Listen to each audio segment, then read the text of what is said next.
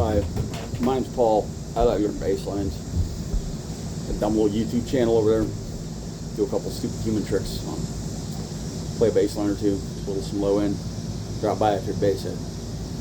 Okay, so I'm trying to do these series of videos to make learning a lot easier, to make preparing for learning a lot easier, to make learning a lot easier.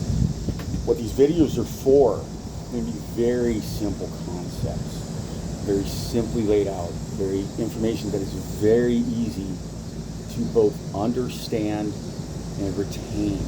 Information that is going to be super valuable. It's going to be in small chunks. It's going to be really digestible. You're going to find that it's going to build really quick. So we talked about the components of our bass guitar. We talked about how they work and why they work. Not this girl here today. I was kind of thinking about calling her Lola. That'd be a good name for her. If anybody thinks any different, let me know. If I'm here in a couple weeks, she might get a name. She ain't had a name. I've had her for a while. She's a good girl. I love her. She probably deserves a name. Okay? What we're going to do today is we're going to do a nice, concise, tight information video on doing a scale. The scale that we're going to choose for this exercise is the G major scale. The reason that we're choosing the G major scale is that it's going to be the easiest one to comprehend what a scale is and does. As far as I'm concerned, I don't know, I'm not sure, I'm not a music teacher. I'm trying to drop some hot knowledge to you so that the day you go to a music teacher and you say, I believe I'd like to learn electric bass, he's going to say, what do you know about it? You say, well, I watched some videos that think had some really good information. I'd like to go over that with you. Please do. I invite the security, please make sure I give you good information. Make sure I'm giving you the hot tickets. I want you to be a better bass guitarist. I want that to start right now. Okay, so let's make sure that every step you're taking is right here in these critical, formative first moments of your journey into music. Because these are the moments that matter. These matter right now. Whether you're considering pulling the trigger to get into this, whether you've already done it and you're questioning whether or not you should keep doing it, and you're hoping you're going to find that thing you need. This might be it. What I'm telling you is that the information is here and it's good and it's going to help you. I know it's good because it's information that proved. This information is curated. You're getting this information from me and I'm telling you it works. If you find it don't work for me, get with you. I'll show you what's not working. Guaranteed. This information works on my name and I don't lie about a damn thing. Right? Here in the boom boom room, here where Paul learns bass lines, we don't drop no untruth here. All hardcore 100% true. And I would never tell you no different. So there's no ego. I'm not a good guitarist. I'm not going to try and teach you how to do it. What I'm going to do is try and drop enough knowledge on you, that seated in you, that you understand what's happening so that you can take the very best path forward. I guess let's talk about this. You decided that you're going to get you an online training program, real good one, there's a lot of good ones out there. You're really going to pay attention, you're going to focus on the material, you can get this done. Cool. Going to get some lessons from Fender Play. Cool, same thing. Going to go to a music teacher. Same thing. Okay? Great. Glad you chose a music teacher. I really think that's the best option. A lot of programs have a lot of good material. The program that I used, stellar, through the sky. And you know why I feel like that? Because the teacher I had hammered hardcore fundamentals and nothing but the elemental building blocks of what begin to make a musician. The structure I can build isn't very big. Yours may be a lot bigger. What I want to do, I want to take those elemental building blocks, those crucial pieces that you need for good play, and I want to get them cemented into your head. Yeah, such a leg up. Nah, this is fire. You don't even know.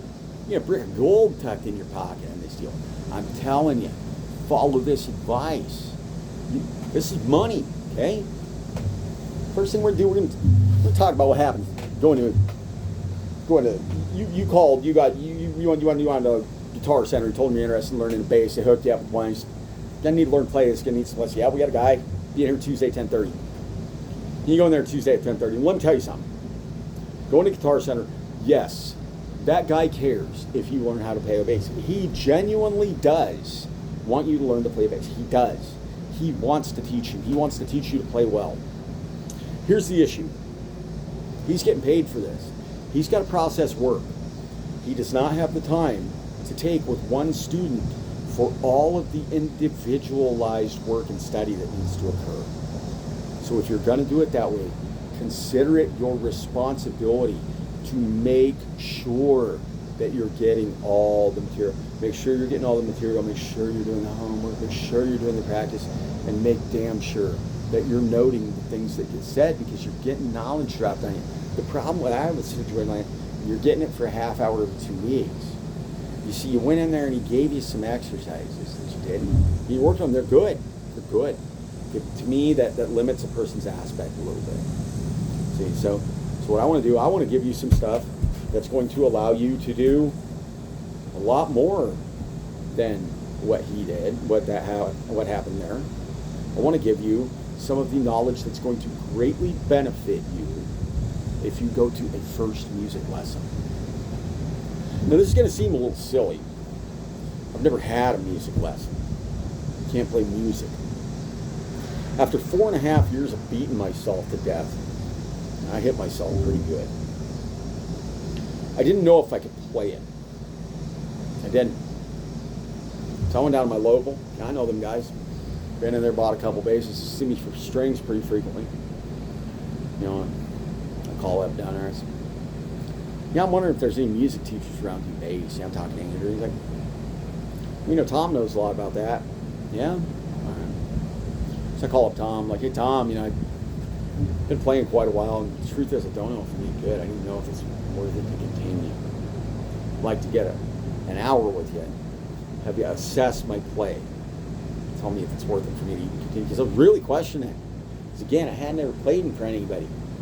I learned this on the foot of my bed in my hotel room during the pandemic.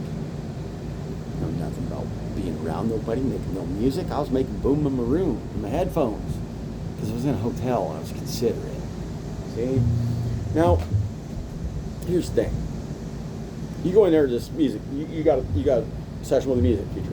You can walk in and bring your bass. You looked up, got a bass. Tell you how you do this. Walk in, introduce yourself to the teacher. Tell them that you're grateful for the time they want to spend with you.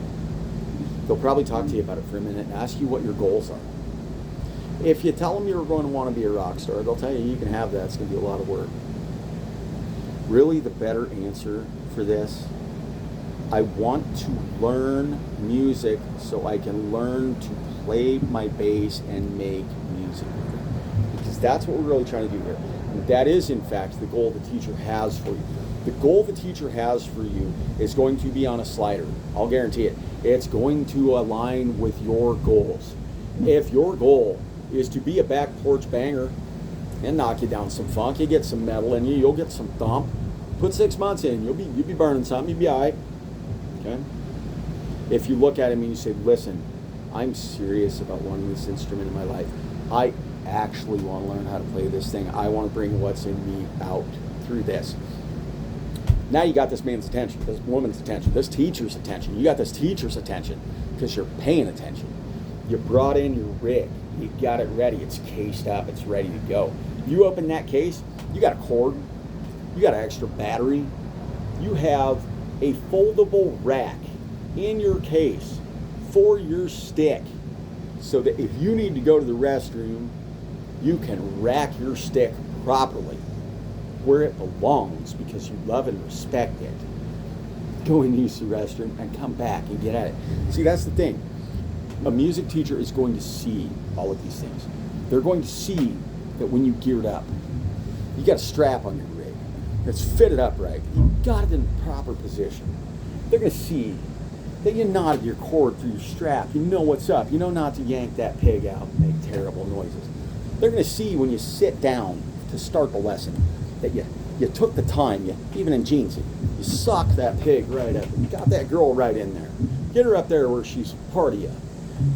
Right here, this cutout, you're right in there. That's the gunner position. That's where you're slaughtering, right there.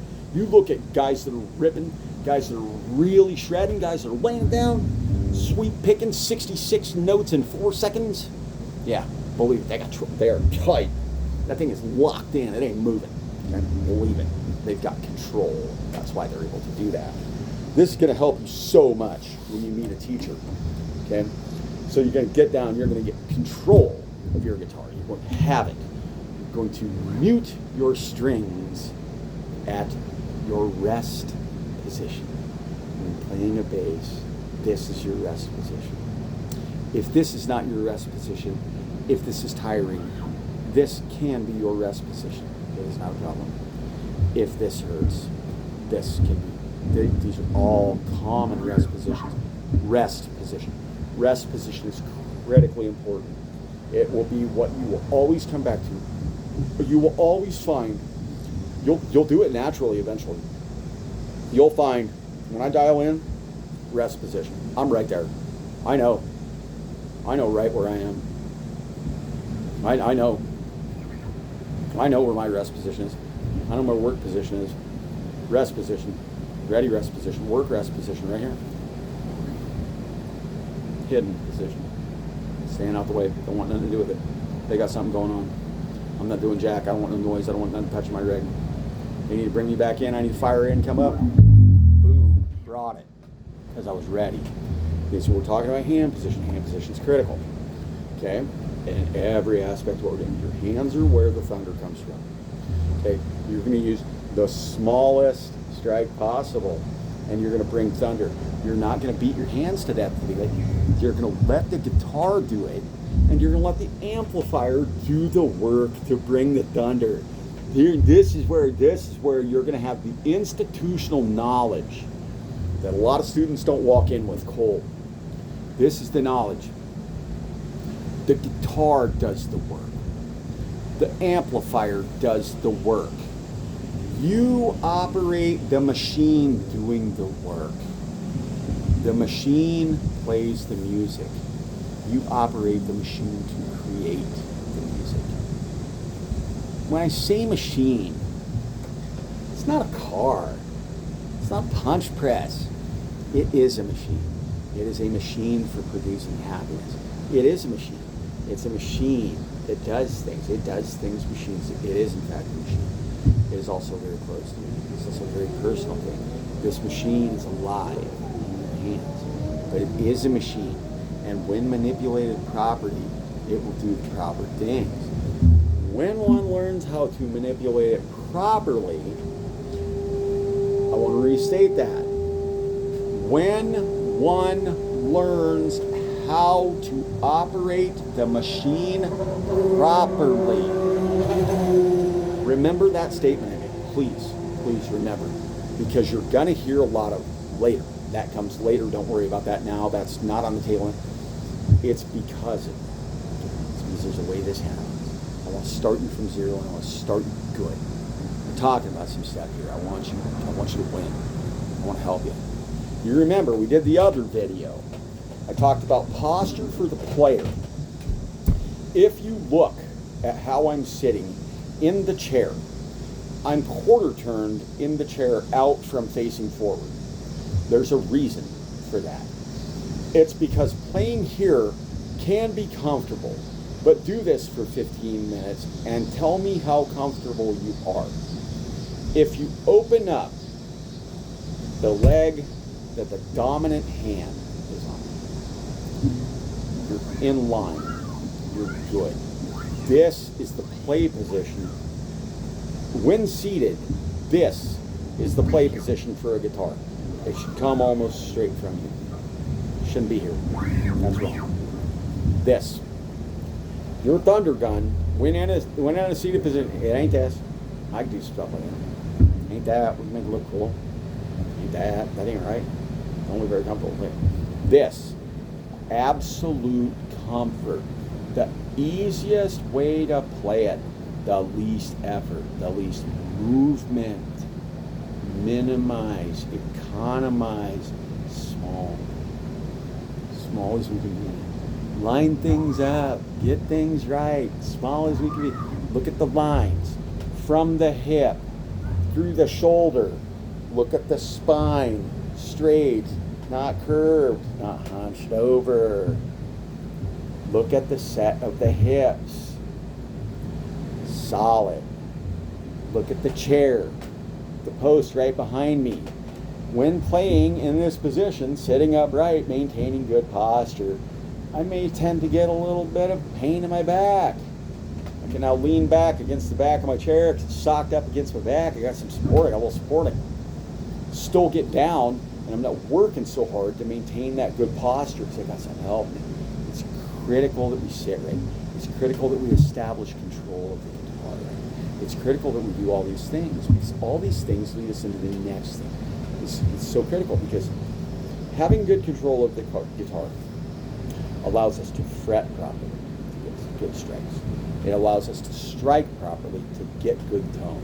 It allows us to have the speed and agility and movement to get to the next thing we need to strike so that we strike it at the right time and it makes tones that go together to make music.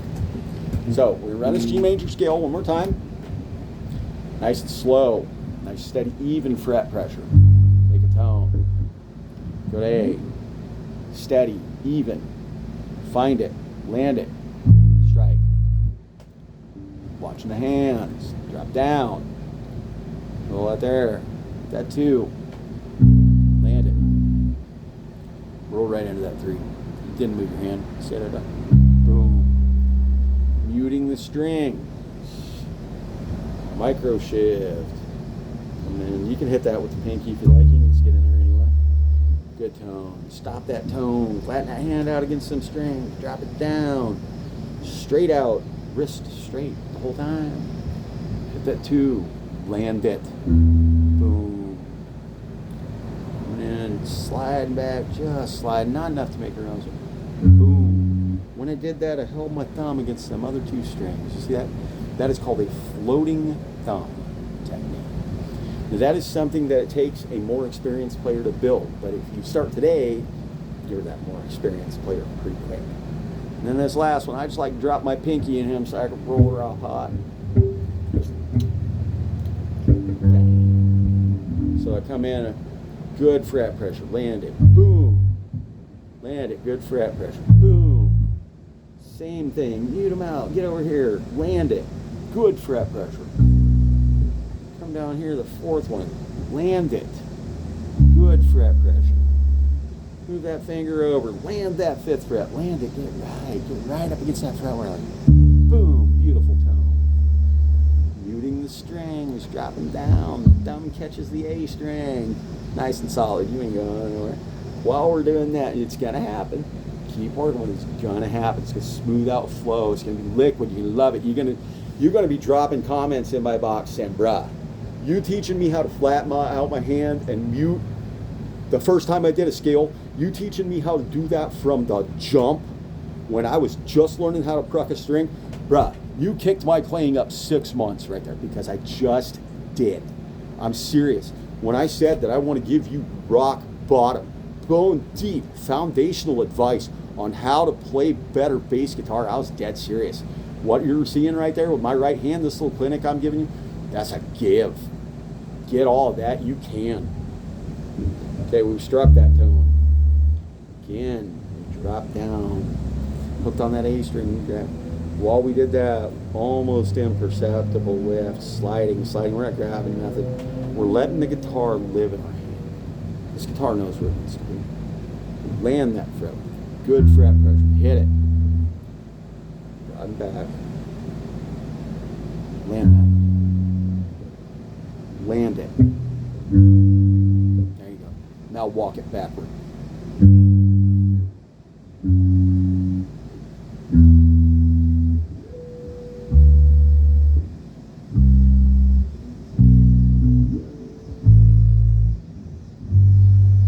Do it like that. That's how you do a scale. Slowly, deliberately, making sure. Do them like that. You'll do them like that for a long time. Then you'll realize you're comfortable with that. You'll build up speed. Eventually you'll be blinding. And then you'll realize that building up speed wasn't the answer and you needed to focus more on delivery and fret pressure. So I'm going to tell you and help you now, and again, really help you build foundational basis for better bass playing. When we fret, the number one thing to remember is that this is a piece of wood. It is hard. And to hit you in the head with that, you know it's hard. It's a steel cable. It's a steel cable. It's an eighth of an inch thick. It's 120 thousandths. That steel cable, 120 thousandths. Now listen, I'm no engineer, but I do lots of technical stuff, okay? And I'll tell you, that steel cable right there, that eighth inch steel cable, yeah, I'd tie a 200-pound weight to that, haul it down the street out of my truck. I bet it'd go by half a mile before I break that cable. Those are strong. I dig hard on my gear. I've never broken a string. No, not even a DJ. I go, wow, I've been on some stuff now. Tune them up, they're fine. You yank them out of tune because you're working hard, but bro, that's rock and roll. Listen, you're not going to hurt them, but they will hurt you. That's why I'm telling you. Look, you guys see the gloves. See a word glove, right? Yeah, you know why? It's because I destroyed the tip of my index finger. Fretting too hard.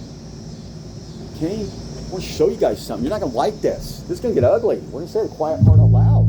You're not going to see my finger. You don't want to see that. Well, you're going to look at Shirley. Yeah. You're my girl. Pretty fond of her. I love her. I hurt her. I didn't mean to. I did. I hurt my girl. I hurt my best girl. The only girl I love more than my girl and her mom, than my daughter. This is one of the closest girls to me in the universe. There are many, many things that are important to me that I'd be willing to give up before I gave her up. That's how personal instruments become. I hurt my instrument by bad practice, by bad practice practices, by bad practice prep, by not thinking through what I was meaning to do and doing it properly, by not knowing the proper steps to take. I hurt my guitar. I know you guys think that probably pretty hard, and they are genuinely pretty hard. I did bone deep damage, not realizing I was doing it. My guitar needs repaired, and it's going to be expensive. Probably don't end up doing it myself to save the expense, because the repair that my guitar needs, it ain't cheap. Anybody care to guess what repair my guitar needs? Still sounds pretty good, don't it? Yeah, it don't sound bad. I pull some fire out of Shirley. Shirley's big dog. She likes to eat. Okay? I did damage to my guitar. I did actual damage to my guitar. As much damage as I did to myself. I want to show you something. I hope that this video is clear enough to see it. If you move these strings on these frets, now the bass heads are going to know. Bass heads, look at my frets. Tell me I was fretting right. Yeah, I wasn't.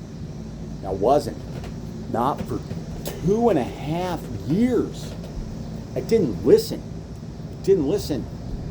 The information was there. I went back when I figured this out and figured out it was me that I was the dummy. Don't want that to happen to you. I want to teach you right from the word go. I want to help you play better bass. Genuinely, I don't want nothing from you. I don't want nothing from you but for you to play better bass. That's the answer. I like good bass. I want to bring the thump, and I want to help you do it. And one of the ways we do that is by properly fretting, by learning to make the note properly from jump. From the very first time we fret a note, we learn to fret, produce, carry, and stop the note correctly. We cement this into ourselves. This becomes institutional knowledge. It becomes programming. It gets in there so deep. When I talk about programming, you guys are maybe not going to understand this. We're dealing with a thing called neuroplasticity. If you know what the word means, that's fantastic. If you don't, I want to give a very simple explanation. Neuroplasticity, I don't know the dictionary definition. I know what it does. Okay, neuroplasticity means that your brain is plastic. It's not locked into position. I don't mean that it'll move around in your head. What I mean is that the data is not locked in. The data moves around. It's not locked down. You have an extremely large amount of data that is locked down. And that is your institutional knowledge. That's what teaches you how to breathe, how to walk, how to know when you're hungry. All this institutional knowledge that your body has built up over the course of your existence to now is locked down. You have access to it, but not as much as you think. You can stop breathing, but eventually you're going to have to start again because your body's going to unconsciously start doing it. If you're sleeping in an uncomfortable position, you're probably going to wake up because you're hurting, because your body told you that something's hurt. This is what happens. You have institutional knowledge. It's not something you learned. It's something you felt and did and built. It's experiences. It's not words. It's not me telling you. It's the experiences together that as an aggregate form the bedrock of your institutional experience that is programmed inside of you. Now, I know what I'm sounding like sounds like a weird concept. I want to talk about programming for a little bit. You are deeply programmed and don't realize it. You are. I know you think that maybe I'm just some fruitcake that has a weird nutso idea. I don't. I'm right. Listen to me. Follow. Okay. Do you remember back in grade school, take out on the playground, they sit you all around in a circle, you play duck, duck, goose, and the kid gets up, runs around the outside. Oh, I just got caught. Big chubby kid. I wasn't a kid. I don't want to do that. I would have rather just sat in the library. But a kid would get tapped, and then it's his turn. And, he'd be rolling around there and walking around touching people. Duck, duck. He trying to put a flare on it now. He knows he ain't real fast. He knows he might not catch whoever he calls goose. He looked for who. Here's the thing. When I talk about programming, I brought up this game Duck, Duck, Goose. There's a reason for it. It's because you got programmed playing that game, and you didn't realize it, but you did. The programming is, you're okay when people are saying duck, duck. The moment someone says goose, and you felt it when I said that. You got a little thrill inside you. Come up in there. You're meant to. You're programmed to. You were programmed to, this is the game and this is how we do it. And that went into your institutional knowledge lockbox in your mind. That is now imprinted, locked in. You know how that got there? The first time you did it, it didn't stay there. You sort of remembered it the second time you did it, and then you learned how to do it. And then after the third or fourth time you did it, well, that was just in there because you've done that a few times. You slept on it, you let it seep in, you let it marinate, you let it cook in. You let neuroplasticity. Neuroplasticity is a term that means that the brain is literally plastic. Plastic is a term that means that things can be formed, shaped, malleable. Static would mean things aren't moving. Something would be static if it weren't moving. Your brain is plastic because it's moving. It's not your brain itself that's moving. It's the programming in it that's moving. When I talk about institutional learning and programming, locking something down in, that's what I want you to do. I want you to take this series of video lessons and use them as the institutional knowledge that I have gained of what to do and not do to get started. I can't teach you to play bass. What I want to do, I want to prepare you for your bass guitar journey in the very best way possible. That's the way it happens. Me showing you that I was using way too much fret pressure and destroying my top 3 frets because I thought I had to murder it to get a tone. Me not showing you my destroyed index finger. Ask a professional bassist why I did it. Ask a concert bassist why I have the glove. Ask a concert bassist why the top 3 frets on my favorite girl. Go ahead. You know what he's going to tell you? He's going to tell you, well, you got somebody there that didn't know how to play a bass, and they were baseball batting their guitar and beating the heck out of it. And he's right. He's right. You see, this institutional knowledge, this core programming of how to fret properly, how to strike properly, how to place our hands properly. These are so critical. These are elemental. These are fundamental. How to sit properly. What attitude to have. how to approach things, how to accept learning, and realize that you're not a big fish. You're a minnow trying to learn to swim.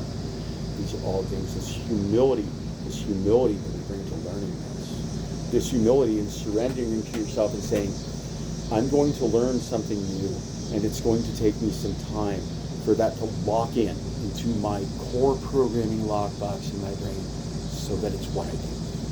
Think about it. Think about core programming. When you use the restroom, you don't walk out of there without washing your hands. Nah, you wash your hands. First off, you was touching some stuff you don't want your hands on. Probably going to put your hands on the cart. Not put my hands on my guitar dirty. Not happening. You wash your hands. And not even you probably don't even think about it. Wash your hands, right? Because it's institutional programming. Because you know that you were touching some stuff you didn't want to be touching. You want to get rid of them germs, you want your hands clean. Okay? Institutional programming locks down knowledge that you do without thinking about it. Okay? When you're thirsty and you need something to drink, your body tells you need something to drink. If you're tired, your body tells you you need to sleep. If you're hurting yourself, your body tells you you're hurt. You need to listen to your body. You do. You do. This is very important. I'm being very important right now. I'm being very serious. Listen to me. Treat your body right. Playing this guitar can hurt you. It can. It can genuinely hurt you on the long term. It happens. Ask. Ask people. Ask if there's people out there who have problems with their backs from sitting bad, holding their guitar and you think, kick it back like that's the answer. That's not how a guitar gets played. And it's a good way to hurt yourself because you find you like it and you take a little rather, man, sure it's comfortable. About 15 years later, your back hurts all the time, you don't know why. Yeah, it's because you had really poor playing posture. You weren't playing with the right form. Things like form, economy of motion, hands where they are, fretting pressure, striking degree, timing, pressure. These are all critical components. You're going to learn them all. But it starts with developing the institutional knowledge of what we're doing and why we do it. When I say institutional knowledge, I'm not talking about the knowledge of music as a whole, because I don't have that. I'm talking about the institutional knowledge, the locked down programming that's in your brain. You need to add to that. For that to happen, how that happens, the best way that's been found to happen, and this is why music lessons are great. This is why I'm promoting music lessons rather than learning like I did. You can learn like I did, and you might even get some real fire, okay? I ain't gonna say it can't happen. Yeah, you can self-talk, it's fire, you know? Then, like, we're gonna bake in some knowledge. What's gonna happen is, we're gonna use this neuroplasticity. We give you a concept, we drill it in a few times, so it's good, so it's on the front of your mind. We walk away from that, we do something else. Yeah, we'll let you go home and cook on that one for a few days. This is why I think music teachers probably like to see people every 2 weeks. They like to give them time to work on the lesson they were given to actually learn the homework. They will take the time to learn it.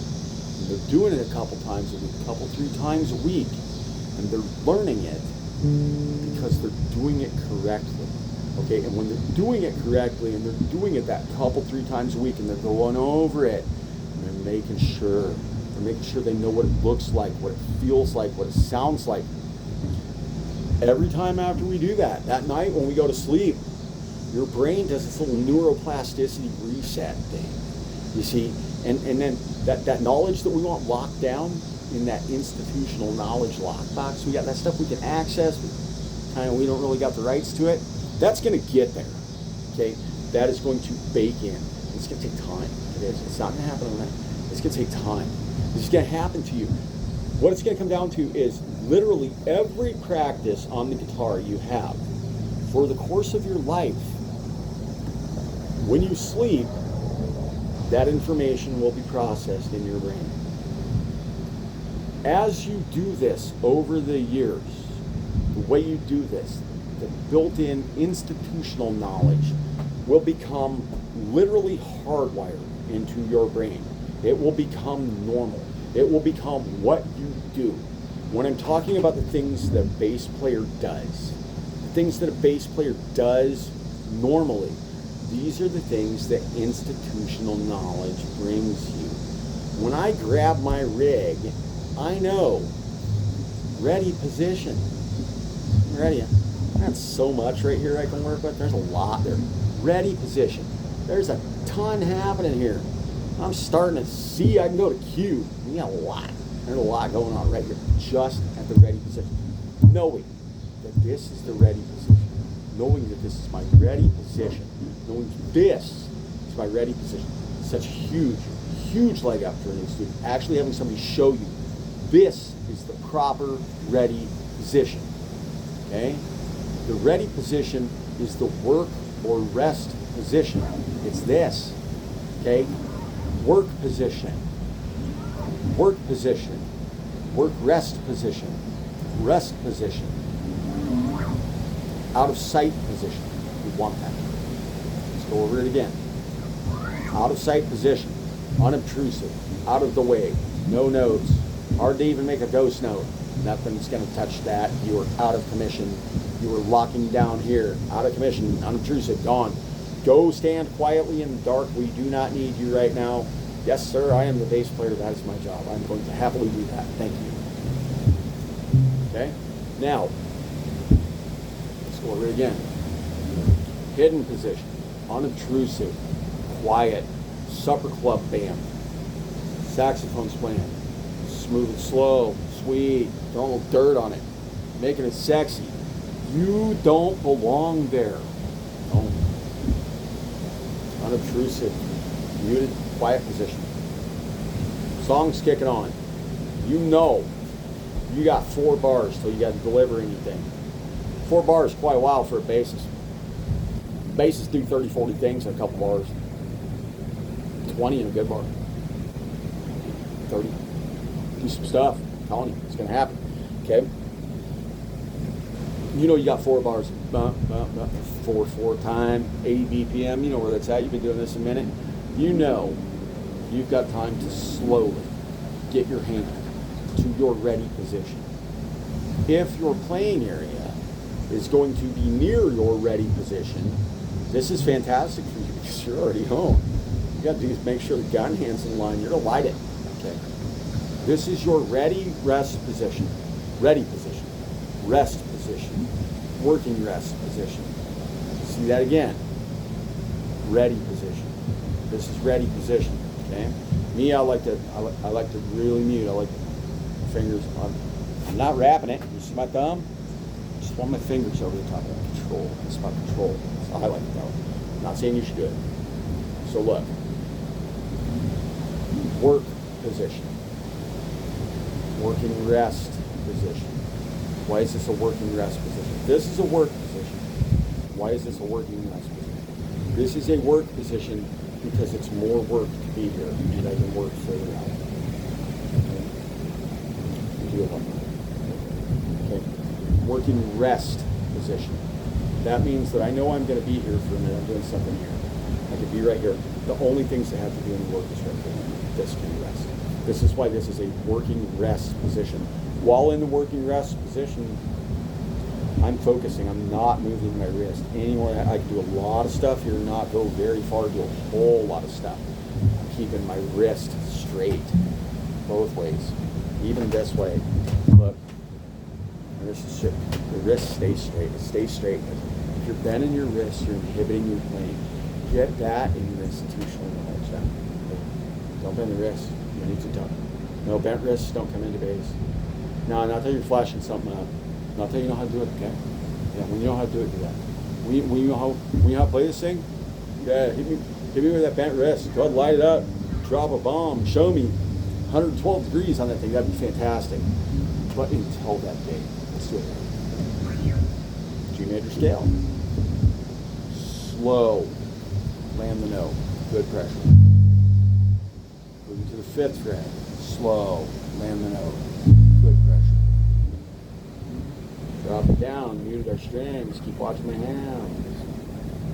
Land the note. Make the note. Hold the note. Mute the note. this finger here.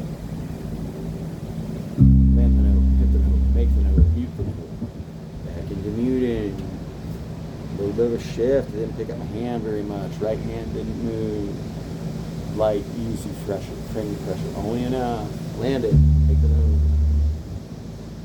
Back out, all the way back down to here. Right hand drop down, didn't even think about it. Land it, make the note. Roll.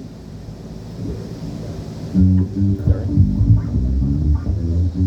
On there. Land it, make the note. Last one. Boom, you fired it off, you killed it. Now, you made it through, you killed it one time. Yeah, good, good. Gonna do a lot more. Go back down. Release. The note's muted. You're not. Come back in. Easy fret pressure, light, only enough. Make the strike. Move. Easy fret pressure, light. Make the strike. Okay? When you do your scales, if you do them like this, if you do your scales properly, you will lock in knowledge in yourself that is going to greatly benefit you later. If you do these scales like I'm showing to you, start them out slow, know what the fret pressure is, know what it takes to get a tone. Go as light, go so light that you can't get a tone. Go until you just get a tone. Try that, because that's going to, I've just given you, oh yeah, go on and ask a professional bass teacher that I told you that you want to land your fret and fret and strike with the least amount of pressure possible. You see what he says. I tell you, that's the man that told you how to strike a note properly. That is the answer. Listen. Yeah, that's tone. Sure, that's tone. Is it that? That's tone. Is it that? You see? Now this is why. This is why. Is that tone? Tone. Land it. Get the right fret pressure. Strike it properly. Tone. That's how you get tone. This is the proper way to learn a scale. Do it like that. Learn it slow. Build it slow. You have been given the key to an entire world of music with just the G major scale in what I just gave you right there. To tell you how to properly do a scale. Your minor form scale, you're going to do the same thing. Any scale you learn through this, it's going to benefit your playing. I'm telling you. Learning to fret hard will not help you. It won't. It won't. I'm telling you again, those guys on the stage, they look like they're just killing it. You can see they got them strings bent out. You can see a half an inch of fretboard in them. Yeah, you can. Yeah, they are really drilling it on. Boy, he's really getting on that. That guy really tearing that thing up, isn't he? Boy. Yeah, he was really in it. What? He was digging, wasn't he? No, he wasn't. It's flash. It doesn't exist. I want you to know how to actually play this game. I put in a lot of hard time to gain this knowledge. A lot of hard time. Time that hurt me to get this knowledge. I genuinely hope you take this knowledge and go further with it. Because I paid for it. I did. There was a cost. Okay? This knowledge that we're talking about, they lock this in. Neuroplasticity is going to take care of it. It's going to be what you do. It's going to automatically come natural to you. But for that to happen, you have to put the knowledge into your head. And that's how we do it. That's why I made this video. And now you have a nice, clear, concise video showing you how to do it. You can go into your minor scale form. It's the same thing. You can do a G minor scale. It's the same thing. You're going to do the same thing. Land it. Strike it. Mute it. Move your hand. Land it. Strike it. it, eat it. It's the same thing every time. And when you can do it the same every time, it makes some pretty nice noises. When you can learn, hear the wasps? You remember the buzzing in Red? I know you guys know, you're bass hands. Yeah, you know about the buzzing in Red Rocket. Buzzing. Sounds like bees. It's not. It's not. It's wasps. It's wasps. You make a wasp. You wanted to make a sound that sounded like electricity. What you actually made was wasps. That's what I'm doing right there. That's how you get that. I'm going to tell you, that buzzing sound, that electricity, it's still there in Red Lightning. I found it. Right where Cliff left it. It is there. Yeah, it's see. See that? Think about it. Think about where you heard it. Where'd you hear that?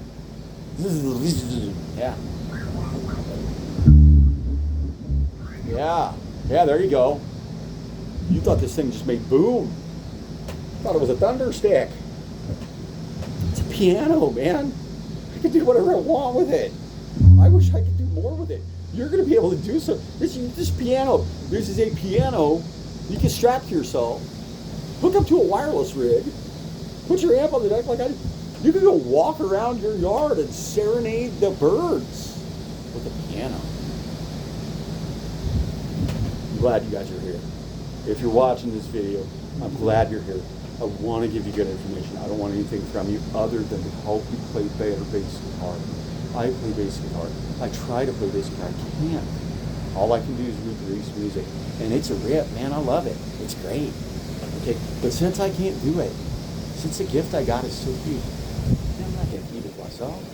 I want to help you. I want to give you every tip, every tip that I have gotten in the past 5 years of hard practice. And I mean hard practice. I gained some knowledge. I've learned some things. I've learned some things about how to treat my instrument, how to treat myself, how to approach what I'm doing with respect and dignity, and treat it with the consideration it deserves, and learn avoidance. I want that for you. I want to help you play better bass guitar. If you want more of that, come back and see me.